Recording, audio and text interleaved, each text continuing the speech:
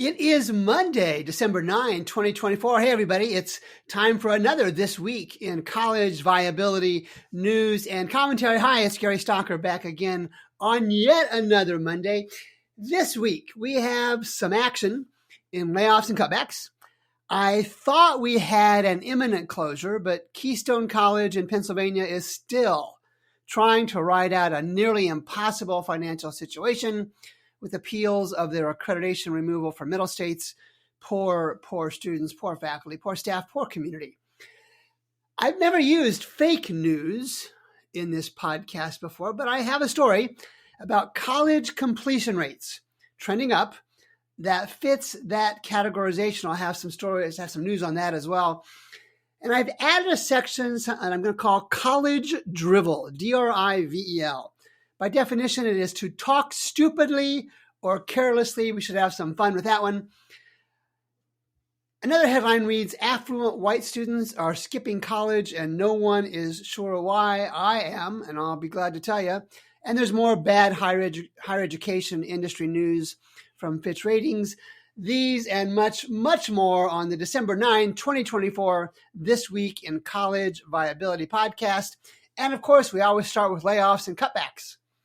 The University of New Orleans is going to consolidate colleges, lay off administrators to address a $15 million shortfall, typical kind of headline. These changes are expected to take place next month in January and save the university $2.1 million, which seems a little bit short of $15 million, but maybe math isn't my thing. And the story was released by Nigel Moses on 4 WWL TV CBS. I believe that was in New Orleans. And this comes after University of New Orleans President Kathy Johnson ordered administrators to cut the school budget by 15% and, interestingly, reduce the athletic department by 25% this past July. 5 colleges will be temporarily, consolidated into 2. The enrollment at the University of New Orleans was 17,000 students, give or take, back in 2003. This fall, somewhere around 6,000. Isn't the market telling the good folks at the University of New Orleans that they don't like what they are selling? And 17,000 to 6,000, that's 11,000 over 21 years. At what point did they realize there was a pattern? At what point did they realize there was a trend in declining enrollment? And they're just now responding, and it's typical. I have this kind of story on regularly. Colleges are so slow to react, and it's not going to be good for students. It's not going to be good for faculty, staff, and it's not going to be good for communities. How about another headline? Faculty push back. Stunning. Faculty push back against staffing cuts recommended for state colleges. And this is in the Connecticut Examiner on December 5th. Emilia Ate, I believe is the last name. And it's standard stuff. The cute part is the picture for this story. And again, the link will be in the show notes. The picture is of faculty sitting in a circle in a room with signs that read, "Come to the table," and one that reads, "Listen to faculty and students, not consultants." Now, these are fine signs. They were professionally done. They were just somebody handwriting with a magic marker. But it continues to reflect that in almost every case, faculty are not doing their financial homework.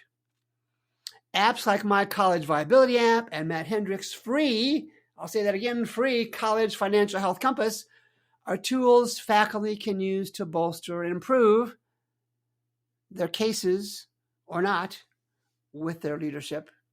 And carrying signs is an age-old and largely ineffective tool. And you would think that college faculty, many trained in some form of data research, would use data to their advantage. Clearly, most do not, especially in the case of finances for their own college and their own livelihoods.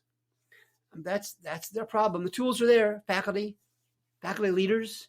The tools are there. At least I provide a tool to use, and I don't typically ever hold up signs saying, "Talk to me." Page 2. Fitch again comes out. I think I had a story about this a couple weeks ago. Fitch again comes out indicating no let-up in financial pressure on colleges in 2025. And this comes from the eternally hardworking Ben Unglesby at Higher Education Dive on December 4th. I don't know what Ben's quota for stories is, but the man just generates story after story and does a good job with every one of them. It's a gloomy outlook. It's nothing new. They expect, Fitch expects deteriorating, say that fast, deteriorating financial conditions for many institutions next year. The credit rating agency said uneven enrollment dynamics, rising competitive pressures, and continuing margin pressures on tuition will challenge credit factors across the sector. Added to those challenges, Fitch adds, and Unglesby reports, added to those challenges are flat public spending, elevated wage costs, constraints on revenue, and rising capital spending needs. I need to talk about capital spending needs in another podcast. Those challenges, Fitch concludes, will continue to chip away at more vulnerable higher education institutions in 2025. And that's even if inflation eases and interest rates come down.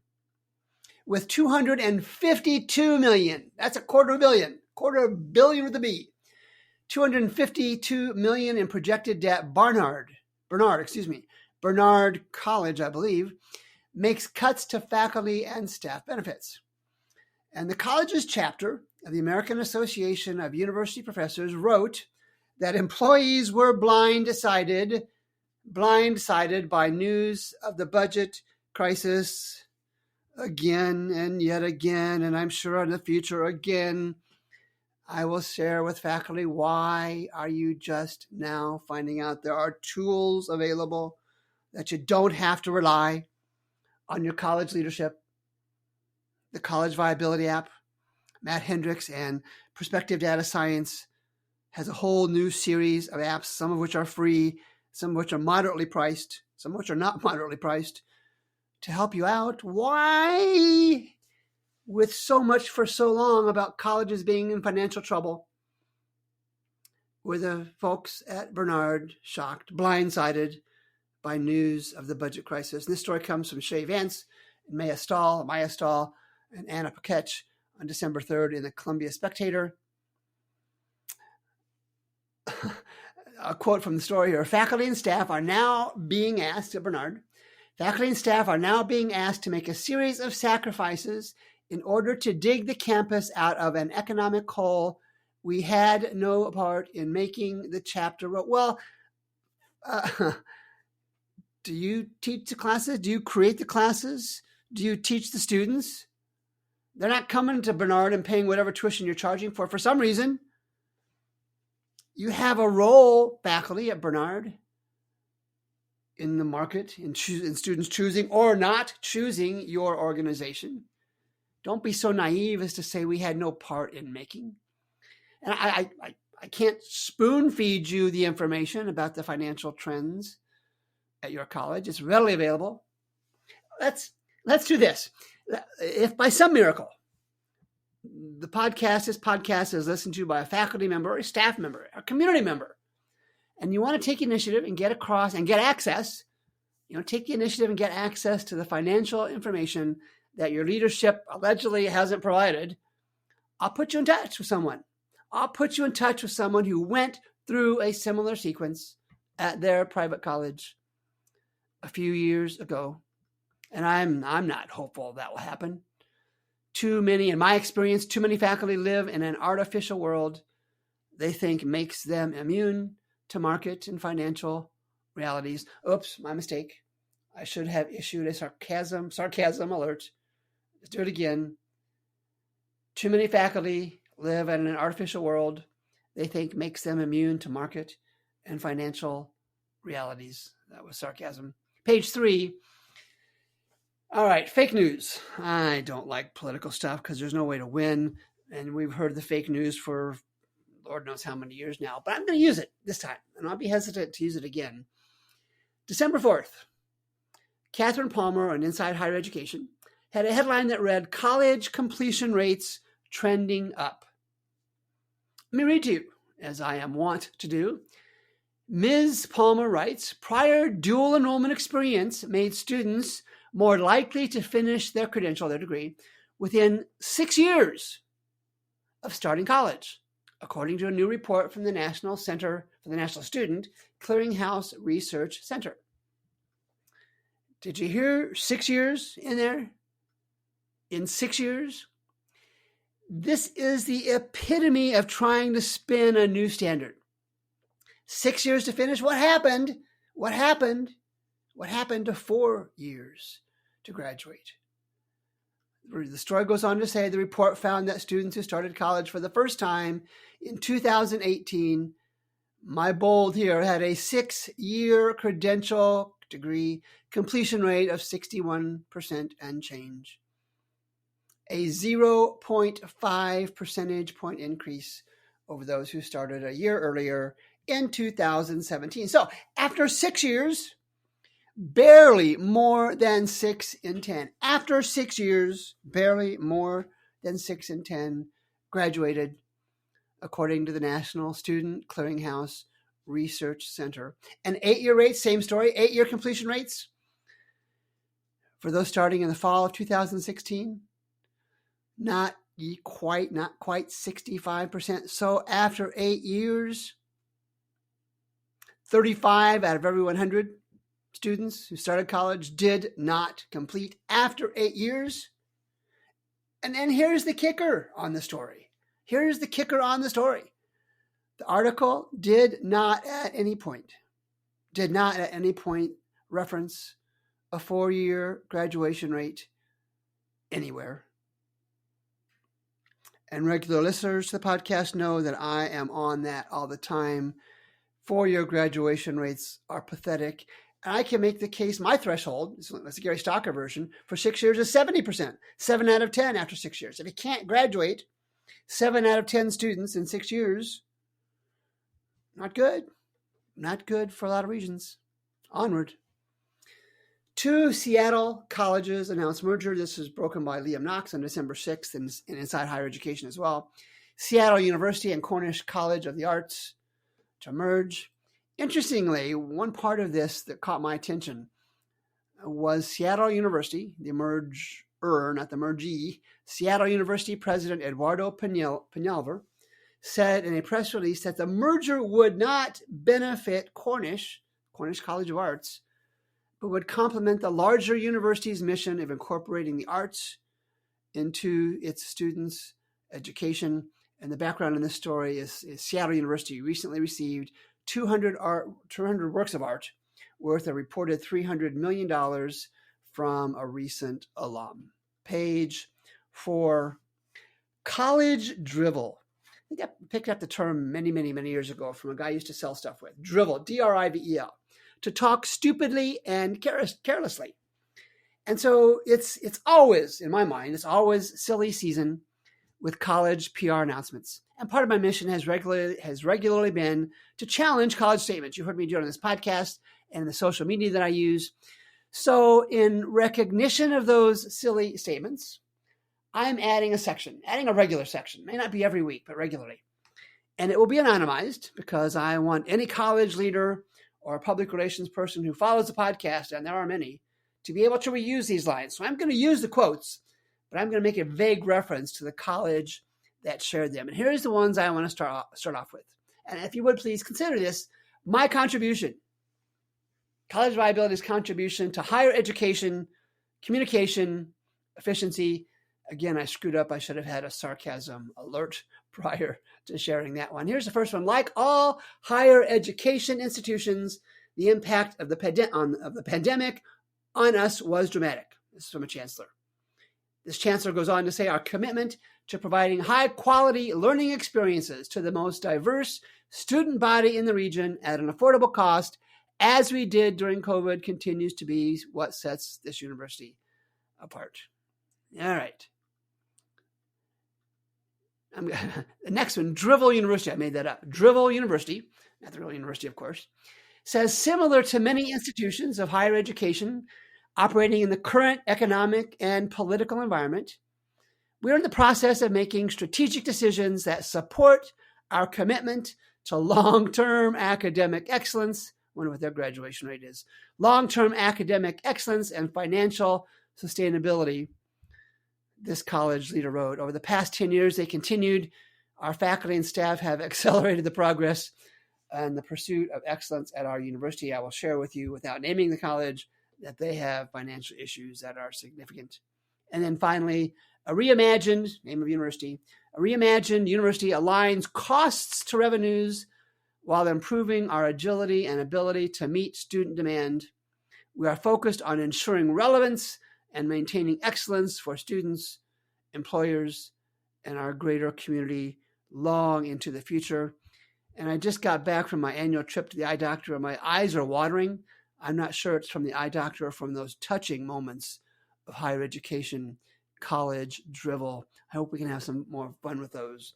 Just to point out, it's not idiocy, that's not fair. Just to point out the silliness of some of these statements and their grandiose nature many times, not always, many times from colleges who I know are watching their last dollars circle their financial drain.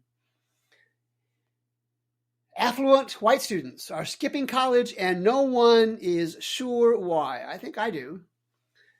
The attendance rate for these students, affluent white students, has seen the steepest drop among any demographic in recent years. This is from the Chronicle of Higher Education on December 3rd, and Lee Gardner wrote this story. Let me read.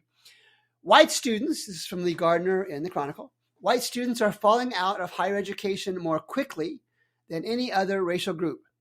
And recent data suggests that middle and upper income white students are skipping college. Middle and upper income white students are skipping college at a higher rate than their lower income peers. Mr. Gardner goes on to write that flies in the face of entrenched narratives about more affluent white students following a well-marked path to college. Experts can only speculate about why it might be happening. Well, I can speculate. I can tell you why. It's the market speaking. Higher education market is speaking, and this demographic, if this research is legitimate, we have to consider that it is. The higher education market is saying, hey, you're not giving us what we want. Consumers buy stuff that they think benefits them. This article suggests that affluent white students are not willing to invest time or resources in a service, in a college education, because they don't think it benefits them. And remember, I've talked before, remember that old economic concept of marginal analysis is probably not a profound observation saying, you know what, college, I'm not going to do it. Or, you know what, college, I am going to do it. It's marginal analysis. It's those things on the side. It's those things on the periphery that you and I use when we buy phones and coffee and computers and cars and houses and spouses, for that matter. We make those decisions on the margins. And clearly, if this research is legit, and it probably is, that's what's happening with these students. It's not that tough. Dual enrollment. This is from Minding the Campus - Reforming Our Universities website. Gentleman by the name of Peter Wood on December 4th. Dual enrollment is a deceptive fix for declining admissions. Again, this is from Minding the Campus, Reforming Our Universities. Mr. Wood reports that colleges and universities are searching for ways to continue business as usual. Yeah.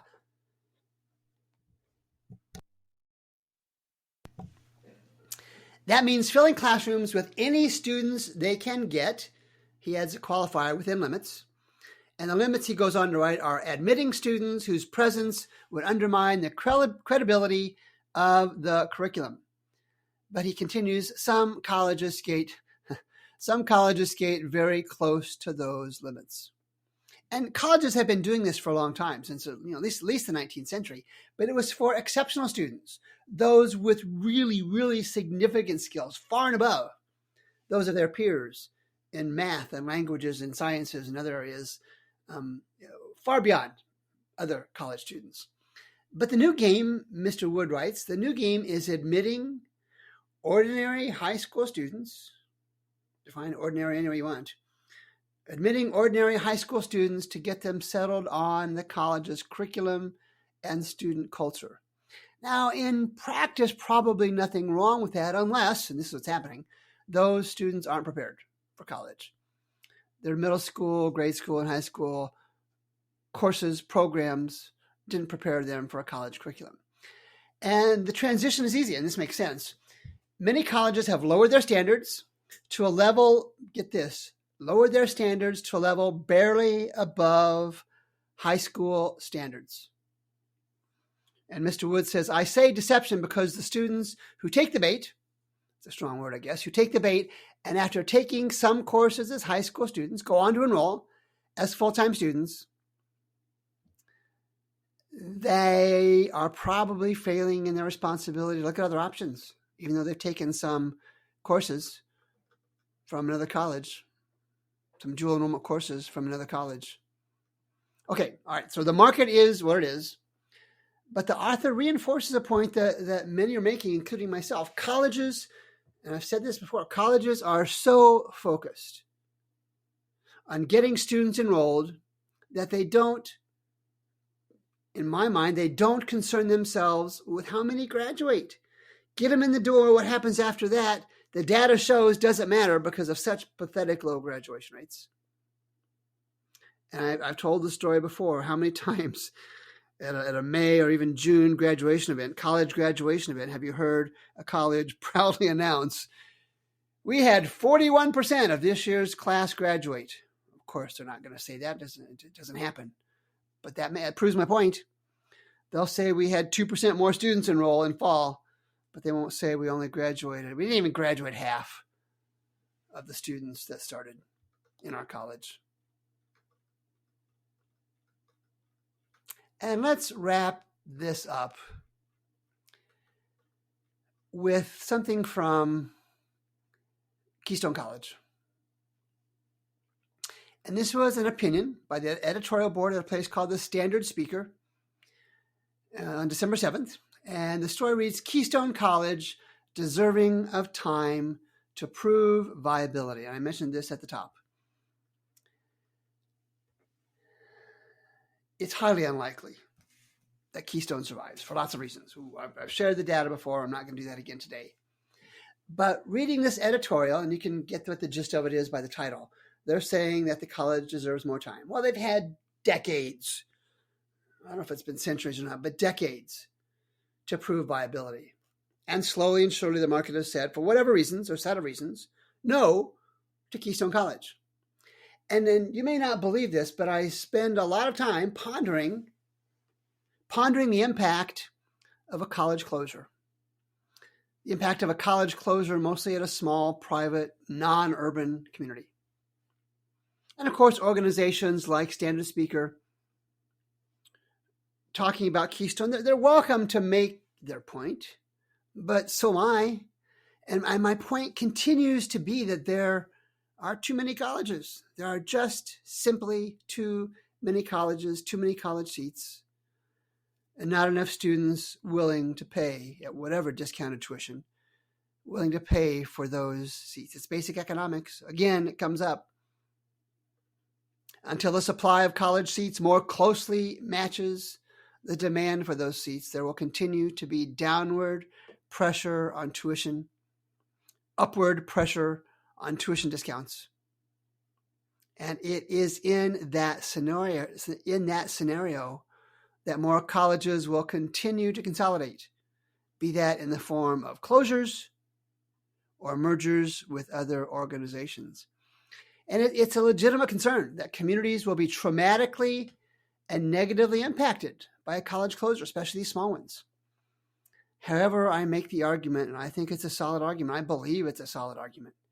For the greater good, these closures are a necessity. While some or many may argue that colleges are different from other industries, that's not correct. They have different cultures. Every industry has a different culture. The college degree in almost every case is simply a commodity product, a commodity service. It has value for sure in almost all cases, but it's still a commodity product or service. It's still that piece of paper that says, I have my bachelor's, I have my master's in whatever discipline. That's a commodity. That's what employers look for. not the college name printed on the top of that diploma. And you're welcome. Please feel free to try and make the case that your Bachelor of Science in chemistry or biology or Bachelor of Arts in fine arts or music or dance, or whatever other discipline, is different. Make the case that it's different or better or unique than other degrees. But that is a dangerous assumption. Employers may prefer some of the top 30 to 50 colleges, but in almost all cases, it's the piece of paper that says I graduated. I graduated with a diploma with a degree. That's the ticket to a conversation for a job and even for a career, not the college. They are commodities. And I remind you as I wrap this up of the College Viability Manifesto in the first 4 points. College is good. Go if you can. College Viability Manifesto. Graduation is better than just going and taking courses. Number 3, some colleges will not survive. We've seen in the past, we'll see in the future, but most will. The challenge, of course, is to pick out the ones that will not survive before going there. And number 4, only consider colleges in comparatively good financial health.